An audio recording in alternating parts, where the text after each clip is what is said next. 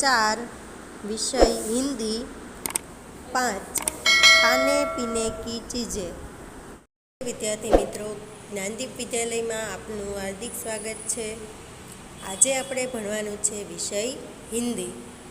તેમાં છે પાઠ 5 ખાને પીને કી ચીજે, એટલે કે ખાવા પીવાની વસ્તુઓ। તો વિદ્યાર્થી મિત્રો, તમે આગળના વિડીયોમાં ક્રિયાઓ વિશે જોયા ને? કઈ કઈ ક્રિયાઓ હતી? ખાવાની, પીવાનું, નાચવું, રમવું, ગાવું, ઉડવું, નીકળવું વગેરે ક્રિયાઓ આપણે હિન્દી ગુજરાતીમાં શીખી ગયા।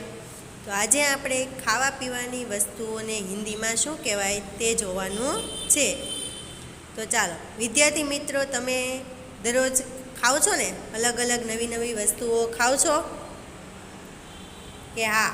તો તમે 3 ટાઈમ દરરોજ શું ખાઓ છો? કે રોટલી ખાઓ, ભાખરી ખાઓ છો, દાળ ભાત, શાક, અથાણું, છાશ ખાઈએ છીએ ને આપણે? પછી શું ખાઈ? તો કે પેંડા ખાઈ, રબડી, દૂધ, એ બધી વસ્તુને આપણે હિન્દીમાં શું કહેવાય તે વિશે આપણે જોઈએ। તો ચાલો, ચોપડીમાં છે 5 ખાને પીને કી ચીજે, કે ખાવા પીવાની વસ્તુઓ। અહીં આપેલું છે ચિત્રો કો દેખીએ, નામ પઢીએ ઓર હિન્દી નામ લીખે, એટલે કહે છે ચિત્ર જોઈ, નામ વાંચી અને હિન્દીમાં નામ લખો। અહીં તમને ચિત્ર આપેલા છે, તેનું હિન્દી આપેલું છે અને તેનું ગુજરાતી આપેલું છે। તો વિદ્યાર્થી મિત્રો, તમારે પરીક્ષામાં આવી રીતે પૂછાય કે ચિત્ર આપેલું હોય તેનું તમારે હિન્દી લખવાનું હોય છે। ગુજરાતી તો તમને આવડતું જ હોય, તમારે એનું હિન્દી લખવાનું હોય છે। તો તમારે યાદ રાખવાનું કે કઈ વસ્તુને હિન્દીમાં શું કહેવાય। તો ચાલો આપણે જોઈએ। પહેલાં ચિત્રમાં તમને શું આપેલું છે? રોટલી। શું આપેલું છે? રોટલી। તો રોટલીને હિન્દીમાં શું કહેવાય? રોટી। શું કહેવાય? રોટી। હિન્દીમાં કહેવાય રોટી, ગુજરાતીમાં કહેવાય રોટલી। તો આપણે જે રનિંગમાં શબ્દ વાપરીએ, આપણે રોટલી શબ્દ બોલતા હોઈએ તો હિન્દીમાં શું બોલાય? એને રોટી બોલાય। તો જો આ શબ્દ તમને નીચે અહીંયા 2 આપેલા છે, આપેલી છે ખાલી જગ્યા। તો ખાલી જગ્યામાં તમારે આ શબ્દ ફરીથી લખવાનો છે, કે હિન્દીમાં લખવાનો અને ફરીથી ગુજરાતીમાં લખવાનો। જો એવું લખું છું તે જુઓ, રોટી આવી રીતે લખવાનું હિન્દીમાં અને સામે લખવાનું તમારે રોટલી। સમજાઈ ગયું? આવી રીતે બધા ચિત્ર તમારે ફરીથી અહીંયા લખવાના છે। તો રોટી, નીચે બીજી વાર લખવાનું રોટલી। તો તમને જે શબ્દ અહીં આપેલો છે તે શબ્દ તમારે ખાલી જગ્યામાં ફરીથી 2 વાર લખવાનો છે, લખવાનો અને વાંચવાનો। તો સમજ પડી? રોટલીને હિન્દીમાં શું કહેવાય? રોટી। ચાલો, બીજું ચિત્ર તમને શેનું આપેલું છે? શાકભાજીનું। શેનું છે? શાકભાજીનું। તો શાકભાજીને હિન્દીમાં શું કહેવાય? સબ્જી। શું કહેવાય? સબ્જી।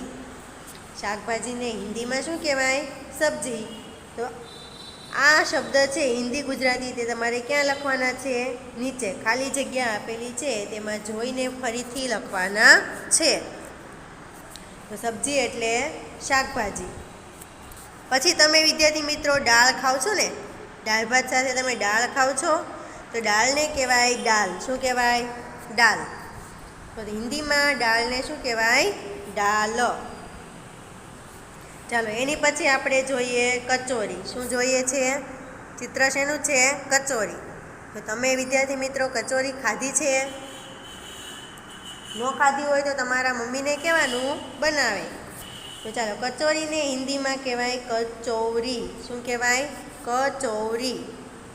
જો અહીં તમને ચની માથે 2 લીટા આપેલા છે, ગુજરાતીમાં ચો છે, હિન્દીમાં શું છે? ચૌ, કે કચોરી। પછી છે બોટલ શેની આપેલી છે? અથાણાની બોટલ છે। શેની બોટલ છે? અથાણાની। તો અથાણું હિન્દીમાં શું કહેવાય? અચાર। શું કહેવાય? અચાર। અથાણુંને હિન્દીમાં શું કહેવાય? અચાર। પછી છે મમરા। મમરાને હિન્દીમાં શું કહેવાય? મુરમુરા। શું કહેવાય? મુરમુરા. મુરમુરા એટલે મમરા. તમારે મમરાનો શબ્દ પૂછાય હિન્દીમાં લખો તો શું આવે? મુરમુરા. પછી છે પેંડા. ભાવે ને તમને? કોને પેંડા નથી ભાવતા? તો કે એવું કોઈ વિદ્યાર્થી નથી કે તેને પેંડા નથી ભાવતા. તો પેંડાને આપણે હિન્દીમાં શું કહેવાય? તો કે પેંડા. શું કહેવાય? પેંડા. એનો એ જ શબ્દ હિન્દીમાં લખાય પેંડા. પેંડા એટલે પેંડા. ચાલો એની પછી છે કેરીનો રસ. શું છે?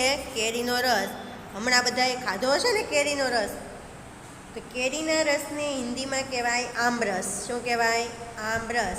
આમ એટલે કેરી, રસ એટલે રસ, એટલે કે કેરીનો રસ. કેરીના રસને હિન્દીમાં શું કહેવાય? આમરસ. પછી છે મગફળી. શું છે? મગફળી. આપણે તેને શું કહીએ છીએ? શીંગ કહીએ ને શીંગ.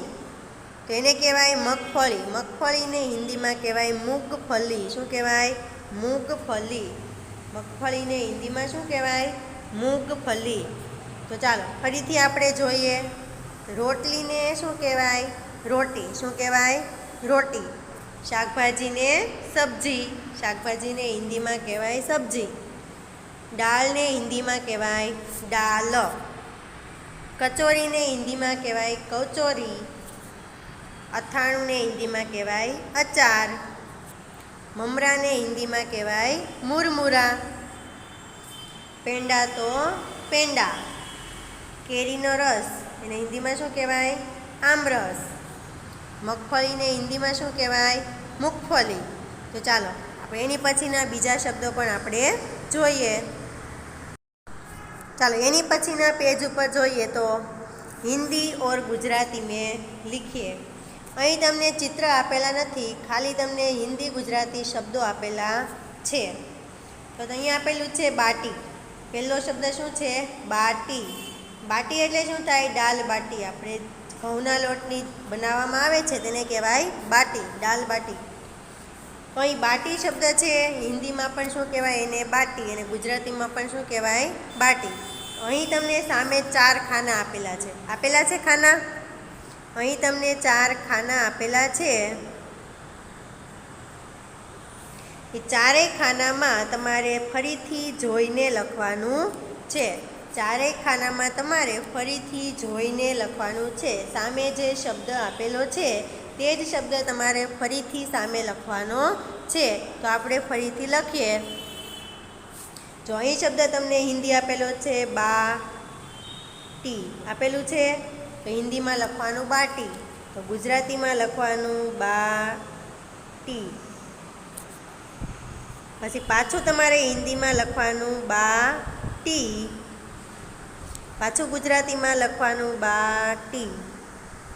આવી રીતે 2 વાર હિન્દી અને 2 વાર ગુજરાતી સામસામે લખવાનું છે. કે બધું હિન્દી 2 વાર લખો પછી ગુજરાતી 2 વાર લખો એવું કરવાનું નથી. જો મેં લખ્યું તો એવી રીતે તમારે લખવાનું છે. પહેલાં 1 વાર હિન્દી ગુજરાતી, પછી સામેના ભાગમાં પાછું 1 વાર હિન્દી ગુજરાતી. આવી રીતે તમારે ફરીથી લખવાનું છે. તો ચાલો બાટીને હિન્દીમાં કહેવાય બાટી. બીજું છે ખાંડ. ખાંડને હિન્દીમાં શું કહેવાય? ચીની. શું કહેવાય? ચીની. ચીની એટલે ખાંડ. તો આને આપણે અહીં લખવાની છે ચીની. તો અહીં સામે શું લખાશે? ખાંડ. તો પાછું 1 વાર લખવાનું ચીની, સામે લખવાની ખાંડ. આવી જ રીતે તમારે આખા પેજમાં શબ્દો લખવાના છે. તો ચાલો બાટીને હિન્દીમાં કહેવાય બાટી, ખાંડને કહેવાય ચીની. હવે ગોળને શું કહેવાય? ગુડ. શું કહેવાય? ગુડ. ગુડ એટલે ગોળ. ચેવડો. ચેવડોને હિન્દીમાં કહેવાય ચીવડા. શું કહેવાય? ચીવડા. ચીવડા એટલે ચેવડો. પછી પોહા એટલે પૌવા. પૌવાને આપણે હિન્દીમાં શું કહેવાય? પોહા. શું કહેવાય? પોહા. પોહા એટલે પૌવા. પછી છે શરબત. શરબતને હિન્દીમાં કહેવાય શરબત. શું કહેવાય? શરબત. એ બંને સેમ લખાય. શરબતને હિન્દીમાં કહેવાય શરબત. પછી છે પેઠા. શું છે? પેઠા છે એ ખાવાની વસ્તુ છે એક. પેઠા એટલે પેઠા. ચાલો પછી છે બરફી. શું છે? બરફી. બરફીને હિન્દીમાં કહેવાય બરફી. બરફીને શું કહેવાય? બરફી. પછી દૂધને હિન્દીમાં કહેવાય દૂધ. દૂધને હિન્દીમાં શું કહેવાય? દૂધ. છાશને શું કહેવાય? છાછ. છાશ નો લખાય, શું લખાય? છાછ. બંને છત્રીનો છ આવશે એટલે કે છાછ. પછી જલેબીને હિન્દીમાં લખાય જલેબી, પણ તમારે અહીંયા ગુજરાતીમાં જ છે તો અહીંયા આપણે કયો જ આવે? હિન્દીમાં જ આવે. લ ગુજરાતીમાં છે તો હિન્દીમાં લ આવે. એવી રીતે તમારે સુધારવાનું, પણ લખાય શું? જલેબી. લાડુને કહેવાય લડ્ડુ. શું કહેવાય? લડ્ડુ. લડ્ડુને હિન્દીમાં શું કહેવાય? લડ્ડુ. તો ગુજરાતી થાય લાડુ. પછી છે દહીં. દહીંને હિન્દીમાં કહેવાય દહીં. શું કહેવાય? દહીં. જો ગુજરાતીમાં તમારે હની માથે ટપકું છે, હિન્દીમાં તમારે હની માથે ટપકું નથી. તો તમારે યાદ રાખવાનું કે હિન્દીમાં દહીં લખતી વખતે માથે ટપકું હોય નહીં. ચાલો એની પછી છે રબડી. શું છે? રબડી. તો અહીં હિન્દીમાં પણ શું લખાય? રબડી. પણ બ તમારે કેવો કરવાનો? હિન્દીનો બ કરવાનો, અને ડની નીચે શું કરવાનું? ટપકું. કે હિન્દીમાં આપણે ડની નીચે શું આવે છે? ટપકું આવે છે. તો ગુજરાતીમાં ડની નીચે આવતું નથી. તો તમારે યાદ રાખવાનું, રબડીને હિન્દીમાં કહેવાય રબડી. પછી છે સોન પાપડી. સોન પાપડીને હિન્દીમાં શું કહેવાય? સોન પાપડી. હિન્દીમાં સેમ જ લખાય, પણ ડની નીચે તમારે શું કરવાનું? ટપકું કરવાનું આવે. સોન પાપડીને હિન્દીમાં શું કહેવાય? સોન પાપડી. પછી છે રસમલાઈ. રસમલાઈને હિન્દીમાં શું કહેવાય? રસમલાઈ. પણ તમારે ઈ કેવો લખવાનો? હિન્દીનો ઈ લખવાનો. આખો ઈ છે, તમારે હિન્દીમાં ઈ કેવી રીતે લખાય? તો કે આખો ઈ લખાય છે, તો આવી રીતે ઈ લખવાનો. તો કે રસમલાઈને હિન્દીમાં કહેવાય રસમલાઈ. પછી છે પીઝા. શું છે? પીઝાનું નામ સાંભળતા તો બધાના મોઢામાં પાણી આવી ગયું છે. આવી ગયું ને? તો પીઝાને આપણે હિન્દીમાં શું કહેવાય? પિઝા. શું કહેવાય? પિઝા. અહીં તમને જંબલાન જ આપેલો છે, અહીં તમારે જમરૂખના જ કરવાના છે. એક જ અડધો અને એક જ આખો. ચાલો પછી છે આઈસ્ક્રીમ. આઈસ્ક્રીમને હિન્દીમાં કહેવાય આઈસ્ક્રીમ. પણ અહીં તમને જો ઈ છે, અહીંયા કયો ઈ છે? હિન્દીનો ઈ છે. અડધો ઈ છે. આ છે એ તમારે હિન્દીમાં લખવાનું. એટલે તમારે જે ગુજરાતી વર્ણ છે તે તમારે હિન્દીમાં વર્ણ લખવાના છે. કહેવાય શું? આઈસ્ક્રીમને આઈસ્ક્રીમ. પછી કુલ્ફી. કુલ્ફીને હિન્દીમાં કહેવાય કુલ્ફી જ કહેવાય, પણ અહીં તમને ગુજરાતીમાં અડધો લ છે, તો હિન્દીમાં કેવો લ છે? આખો લ છે ને? તો કુલ્ફીને કહેવાય કુલ્ફી. તો ચાલો નામ આપણે ફરીથી જોઈએ બધાય. બાટીને હિન્દીમાં શું કહેવાય? બાટી. ખાંડને શું કહેવાય? ચીની. ગોળને ગુડ. ચેવડો તો ચીવડા. પૌવાને હિન્દીમાં શું કહેવાય? પોહા. શરબતને કહેવાય શરબત. પેઠાને હિન્દીમાં શું કહેવાય? પેઠા. બરફીને શું કહેવાય? બરફી. દૂધને હિન્દીમાં શું કહેવાય? દૂધ. છાશને શું કહેવાય? છાછ. જલેબીને હિન્દીમાં કહેવાય જલેબી. લાડુને કહેવાય લડ્ડુ. દહીંને કહેવાય દહીં. રબડીને હિન્દીમાં શું કહેવાય? રબડી. સોન પાપડીને હિન્દીમાં કહેવાય સોન પાપડી. શબ્દ સરખા છે, ખાલી વર્ણ તમારે ગુજરાતી હિન્દી લખવાના છે. રસમલાઈને હિન્દીમાં કહેવાય રસમલાઈ. પીઝાને કહેવાય પિઝા. આઈસ્ક્રીમ તો આઈસ્ક્રીમ. કુલ્ફી તો કુલ્ફી. તો સામેની 4 ખાલી જગ્યા આપેલી છે, તેમાં તમારે શું કરવાનું છે? કે સામે જે શબ્દો આપેલા છે હિન્દી ગુજરાતી, તે જ શબ્દો તમારે સામે 2 વખત જોઈને લખવાના છે. તો ચાલો આપણે ખાવા પીવાની વસ્તુઓ હિન્દીમાં શીખી ગયા, તો આપણે થોડાક એના જોડકાઓ જોડીએ. ચાલો સામેના પેજ ઉપર આપેલું છે ચિત્રો કો ઉનકે નામ કે સાથ જોડો. તો ચિત્રને તેના નામની સાથે જોડો. અહીં તમને ચિત્રો આપેલા છે, તો ચિત્ર ઉપરથી આપણે એને હિન્દીમાં શું કહેવાય તેની સાથે જોડવાનું છે. જો પહેલું ચિત્ર આપેલું છે તમને સબ્જી, શું આપેલું છે? સબ્જી. બીજું ચિત્રમાં શું છે? લડ્ડુ. ત્રીજા ચિત્રમાં છે રોટલી. ચોથા ચિત્રમાં છે અથાણાની બોટલ છે.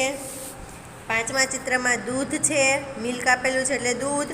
છઠ્ઠા ચિત્રમાં તમને કચોરી આપેલી છે. તો ચાલો આપણે તે શબ્દને સામે જોડીએ. તો અહીં તમને સબ્જી આપેલી છે, તો શાકને હિન્દીમાં શું કહેવાય? સબ્જી. તો ચાલો આપણે જોડકા જોડીએ. શાકને હિન્દીમાં શું કહેવાય? સબ્જી. તો શાક પહેલા ચિત્રને આપણે સબ્જી સાથે જોડીએ. પહેલા ચિત્રને આપણે સબ્જી સાથે જોડીએ. સબ્જી શબ્દ કયો છે? ત્રીજો શબ્દ છે ને? ચાલો પછી છે લાડુ. લાડુને હિન્દીમાં કહેવાય લડ્ડુ. શું કહેવાય? લડ્ડુ. તો બીજા ચિત્રને આપણે લડ્ડુ સાથે જોડો. છે લડ્ડુ અહીંયા? તો લડ્ડુ સાથે જોડો.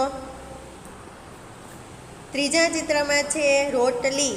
તો રોટલીને હિન્દીમાં શું કહેવાય? રોટી. શું કહેવાય? રોટી. તો ચાલો ત્રીજા ચિત્રને આપણે રોટી સાથે જોડો. જોડી દીધું રોટી. ચાલો એની પછી જોઈએ આપણે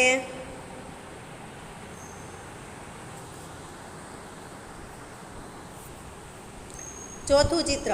ચોથા ચિત્રમાં શું છે? અથાણાની બોટલ છે. તો અથાણુંને હિન્દીમાં શું કહેવાય? આચાર. શું કહેવાય? આચાર અથવા તો અચાર. તો તમને શબ્દ આપેલો છે અચાર? તો કે હા, છેલ્લો શબ્દ છે. તો ચાલો અથાણાની બોટલને અચાર સાથે જોડો. જોડી દીધી. ચાલો એની પછીનું ચિત્ર છે દૂધ. શું છે? દૂધ. દૂધને હિન્દીમાં કહેવાય દૂધ. તો ચાલો દૂધને દૂધ સાથે જોડી દો. છેલ્લું ચિત્ર છે કચોરી. તો કચોરીને આપણે કચોરી સાથે જોડી દઈએ. તો ચાલો જોડકા જોડાઈ ગયા. હવે એની પછીનું આપણે નીચેનું પ્રશ્ન જોઈએ. आपको अच्छी लगने वाली खाने की 5 चीज़ों के नाम हिंदी में लिखिए. તમને ગમતી ખાવાની 5 વસ્તુના નામ હિન્દીમાં લખો. તો ચાલો અહીં તમને 5 ખાલી જગ્યા આપેલી છે, તેમાં તમારે જાતે કંઈ પણ તમને જે ભાવતી હોય વસ્તુ, તમને જે ખાવાની ગમતી હોય તે વસ્તુના 5 વસ્તુના નામ તમારે અહીં લખવાના છે. ધારો કે તમને જો